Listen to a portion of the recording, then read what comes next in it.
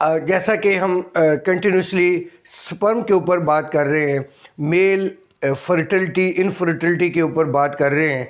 हमने पिछली वीडियोस 3-4 जो बनाई हैं वो इसी चीज़ पे बनाई हैं। आप देख सकते हैं कि हमें कौन से टेस्ट करवाने चाहिए, स्पर्म काउंट कितने होने चाहिए, स्पर्म काउंट को कैसे बढ़ाया जा सकता है, उसके लिए कौन सी फूड्स है, आपने सप्लीमेंट्स कौन कौन से लेने हैं जिसमें विटामिन ई है, डी है, सी है। आपने सारी चीज़ें पढ़ी हैं, सुनी होंगी। इसके अलावा आपने सप्लीमेंट के कोएंजाइम है, एल आर कार्निथीन है। इसके अलावा साथ आपने बाकी हर्बल भी आपको बताई कि अश्वगंधा और ये सारी जो चीज़ें स्ट्रॉबेरी वगैरह ये लेके आप अपने स्पर्म को बढ़ा सकते हैं। इसके अलावा नेक्स्ट आपको ये भी बताया कि आपके जो प्रॉब्लम्स हैं उनको कैसे आप ओवरकम कर सकते हैं, कौन सी एक्सरसाइज कर सकते हैं, कौन से प्रॉब्लम से। आज हम बात करेंगे कि एक जो मेल है उसके अंदर इनफर्टिलिटी की कौन कौन सी वजूहात होती हैं, और आज एक ऐसा फार्मूला आपको बताएंगे हर्बल कि जो आपके सारे प्रॉब्लम की एक ही सलूशन, यानी हर्बल अगर आप वो चीज़ें आप ले लेते हैं तो आपकी सारी प्रॉब्लम का सलूशन उसके अंदर मौजूद है। अगर हम मेल इनफर्टिलिटी की बात करते हैं कि मर्दाना जो मर्द हैं उनमें कौन कौन सी वजूहात होती हैं, तो उनमें नंबर 1 फ़िज़िकल।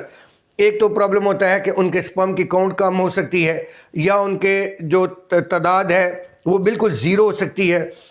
स्पर्म काउंट कम है तो ओलिगोस्पर्मिया, अगर बिल्कुल ज़ीरो है तो ओजोस्पर्मिया जिसे कहते हैं।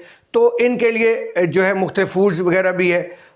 इसके अलावा इसके लिए मुख्तलिफ तरीक़ाकार हैं। जब आपके ऊपर मेडिसिन इफ़ेक्ट नहीं कर रही होती तो उसके बाद जो नेक्स्ट तरीक़ाकार है वो टेस्ट है कि आप उसको जो है वो अल्ट्रासाउंड भी करवाते हैं। उस अल्ट्रासाउंड के अंदर वेरिकोजल जो नर्व है, यानी जो वेन है वो फूली होती है, उसकी सर्जरी की जा सकती है। इसके अलावा एक नीडल आपके टेस्टिस के अंदर जो है वो इंसर्ट करके वहाँ से टेस्ट का वो स्पर्म का जो है वो सैंपल लेके भी उसको टेस्ट किया जा सकता है कि क्या स्पर्म बन रहे हैं या नहीं बन रहे हैं, जिसे अक्सर जो है वो टीपा या टीसा जो कहा जाता है, जिसमें जो स्पर्म है वो एस्पिरेशन होती है। अगर ब्लॉकेज हुई हुई है किसी जो है वो एसटीडी यानी सेक्सुअल ट्रांसमिटेड डिजीज़ की वजह से भी कोई प्रॉब्लम हो सकता है, कोई मम्प्स या कोई टाइफाइड बुखार की वजह से, कोई नर्व दबने की वजह से प्रॉब्लम हो सकता है अगर ब्लॉकेज है तो। इसके अलावा उसका ICSI करवाया जाता है, यानी स्पर्म को आप एक्सट्रैक्ट करवा के आप इंजेक्ट करवा सकते हैं एग तक। IVF टाइप जो है वो एक जो है वो प्रोसीजर है, यानी ये डिफरेंट प्रोसीजर है जिससे आप कंसीव करवा सकते हैं आप अपने जो है वो। इसके अलावा किगल एक्सरसाइज है। किगलिंग एक्सरसाइज में आप क्या कर सकते हैं कि किगलिंग एक्सरसाइज में आप अपनी टाइमिंग बढ़ा सकते हैं। आपने क्या करना है, जब यूरिनेशन करनी है तो आपने 5 सेकंड के लिए यूरिन को रोकना है, फिर आपने रिलीज़ करना है, फिर आपने 5 सेकंड को, इस तरह आप 10 से 15 बार करेंगे और दिन में 2-3 बार करते हैं तो आप 15-20 दिन के अंदर आप अपनी बहुत सारी प्रॉब्लम पे जो है वो ओवरकम कर सकते हैं। इसके अलावा फिज़िकल के बाद साइकोलॉजिकल प्रॉब्लम होते हैं। साइकोलॉजिकल कहता है मेंटली आपको स्ट्रेस है, या आप डिप्रेशन का शिकार हैं, या आपको पॉर्न एडिक्शन है, लोग जो हैं वो इसके अलावा मास्टरबेशन के पेशेंट्स हैं, या कोई इस तरह का दिमागी प्रॉब्लम है, स्ट्रेस में है, या कोई नर्व का प्रॉब्लम है, तो उसके लिए आपको मेंटल हेल्थ की ज़रूरत है। उसके लिए आपको जो है वो जितनी SSRI है या जो डिप्रेशन की मेडिसिन हैं वो आपको डॉक्टर से लेने की ज़रूरत है। और इसी तरह अगर आपके हार्मोनल इशू है, उसके बाद तीसरी चीज़ है हार्मोनल इशू। अगर आपके हार्मोन इनबैलेंसिंग है, आपने हार्मोन के टेस्ट करवाए हैं जिसमें फॉलिकल स्टिमुलेटिंग है, ल्यूटिनाइजिंग LH है, या आपका टेस्टोस्टेरोन लेवल कम है, या आपका प्रोलैक्टिन लेवल बहुत ज़्यादा है, तो आपको क्या करना है कि टेस्टोस्टेरोन के इंजेक्शन भी अवेलेबल हैं, उसकी मेडिसिन अवेलेबल है। विटामिन ई, विटामिन डी आप इसके साथ लेते हैं, सर्बिक्स जी का आप इसके साथ इस्तेमाल कर सकते हैं। इसके अलावा बाकी भी बहुत सारे न्यूट्रास्यूटिकल्स के सप्लीमेंट्स हैं, बहुत अच्छे हैं, अच्छे ब्रांड अवेलेबल हैं, वो आप इस्तेमाल कर सकते हैं।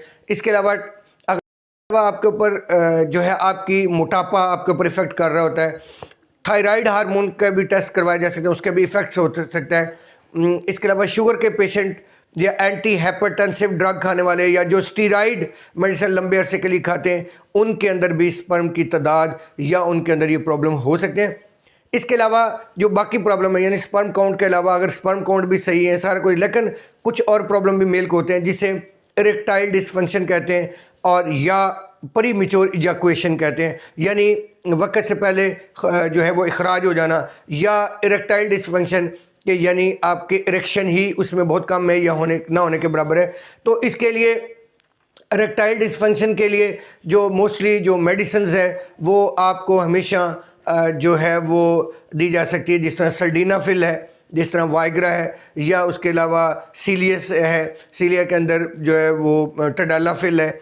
इस तरह और भी डिपॉक्सिटीन है, डिपॉक्सिटीन भी आप 1 घंटा पहले लेते हैं तो आपके अंदर ये जो टाइमिंग का इशू है या जो प्रॉब्लम है इरेक्टाइल डिसफंक्शन है या प्रीमेच्योर इजैकुएशन है, उस पर ओवरकम किया जा सकता है। लेकिन ख़ुद से आपने मेडिसिन इस्तेमाल नहीं करनी, याद रखिएगा।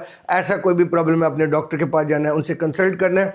आपकी फ़िज़िकल सारे टेस्ट किए जा सकते हैं, क्योंकि अगर आप ब्लड प्रेशर ऑलरेडी आपका लो है तो फिर आपने नहीं इस्तेमाल करनी। अगर आप हार्ट के पेशेंट हैं फिर आप इस्तेमाल नहीं कर सकते। बहुत सारी चीज़ें डॉक्टर आपको मद्देनजर रखते हुए डॉक्टर प्रिस्क्राइब करेगा खुद से, और हमेशा लो डोज से शुरू करनी है, हाई डोज नहीं लेनी। अगर ये सारी चीज़ें आप लेते हैं आपको जो है वो इरेक्टाइल डिसफंक्शन के बाद भी, तो आपको आज एक हम बेहतरीन हर्बल नुस्खा, जो बहुत सारे लोग मुझे फ़ोन करके मैसेज करके कमेंट्स में भी पूछ रहे होते हैं कि कोई ऐसी चीज़ बताएं जो ऑल इन वन हो, तो आज आपको एक ऐसा बेहतरीन नुस्खा अगर आप ये बना लेते हैं और आप इसका इस्तेमाल बाकायदा से करते हैं तो आपका जो मनी है वो गाढ़ा हो जाएगा, स्पर्म की तादाद बढ़ जाएगी, आपकी टाइमिंग के इशू ख़त्म हो जाएंगे, आपके इरेक्टाइल डिसफंक्शन के प्रॉब्लम जो है वो ख़त्म हो जाएंगे या बहुत कम हो जाएंगे, मिनिमाइज़ हो जाएंगे।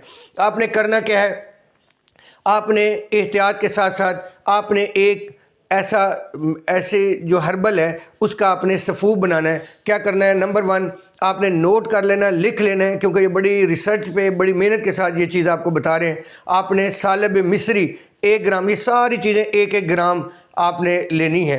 आपने सालब मिस्री लेनी है, उसके बाद आपने सालब पंजा लेना है, उसके बाद आपने सफ़ेद जो है वो मूसली लेनी है।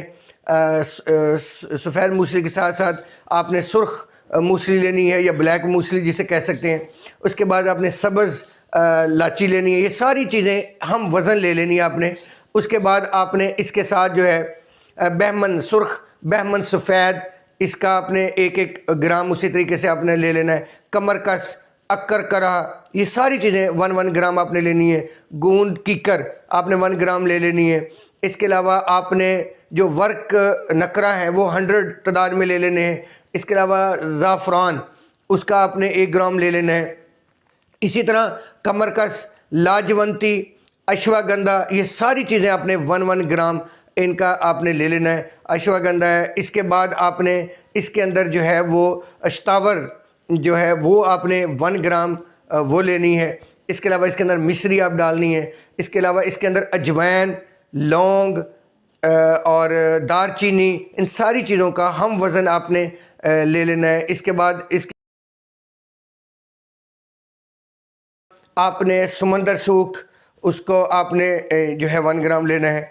ये सारी चीज़ें हम वज़न लेने के बाद आपने क्या करना है, इनका पाउडर बना लेना है। खुश्क करके इसको अच्छी तरीके से पाउडर बना के आपने डेली 1 चम्मच सुबह 1 चम्मच शाम इसके अंदर शहद मिक्स करके आपने दूध के साथ, अगर आप ये नुस्खा सिर्फ़ और सिर्फ 1 महीना इस्तेमाल करते हैं तो आप पहले भी अपना रिज़ल्ट देखिएगा और बाद में भी इसका रिज़ल्ट देखिएगा। आप ख़ुद इसके बारे में बताएंगे कि इसका क्या कमाल के रिज़ल्ट्स हैं, बल्कि रिज़ल्ट ख़ुद बोलेंगे कि आपकी सारी चीज़ें जितने प्रॉब्लम है सारे इसका जो है इससे हल निकल आएंगे। इसके अलावा आपने उसी तरह आपने किगलिंग एक्सरसाइज करनी है।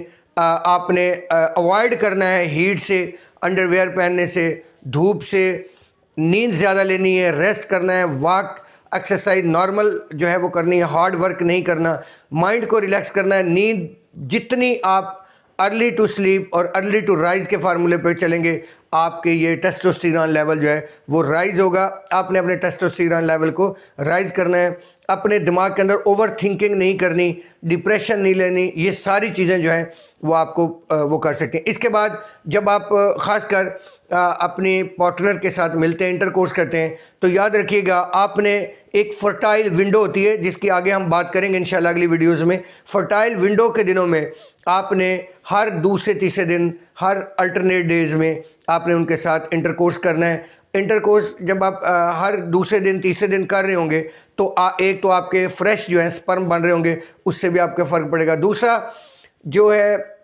आपके इंटरकोर्स के जो पोजीशंस हैं वो ये होनी चाहिए कि आफ्टर जब इजैकुएशन हो जाएगा, रिलीजिंग हो जाए, आपने कुछ टाइम के लिए ले डाउन हुए रखना है और जो आपका फीमेल पार्टनर है वो कम से कम 10 से 15 मिनट जो है वो बिल्कुल स्ट्रेट पोजीशन में लेटा रहे, ताकि जो आपका स्पर्म है वो आराम से मूव करता हुआ वजाइना से मूव करके आगे जो है वो फैलोपियन ट्यूब तक पहुंच जाए। तो वो उसके लिए आपको उसके अंदर लुब्रिकेंट्स की ज़रूरत होती है। तो ये सारी चीज़ें हम नेक्स्ट आपको इंशाल्लाह बताएंगे, लेकिन आपने स्पर्म हेल्दी होना बहुत ज़रूरी है। आपका टाइमिंग सही, फर्टाइल विंडो के टाइम पे, एग्जैक्ट टाइम पे आपका जो फर्टाइल विंडो के ऊपर आप जब इंटरकोर्स करेंगे तो आपके जो फर्टिलिटी के चांसेस हैं वो बहुत ज़्यादा हो जाएंगे। तो ऐसे लोग जो औलाद के लिए ज़्यादा से ज़्यादा ट्राई कर रहे हैं वो कोशिश करेंगे ये सारी चीज़ें, अपना सारा ट्रीटमेंट करें, क्योंकि आज के दौर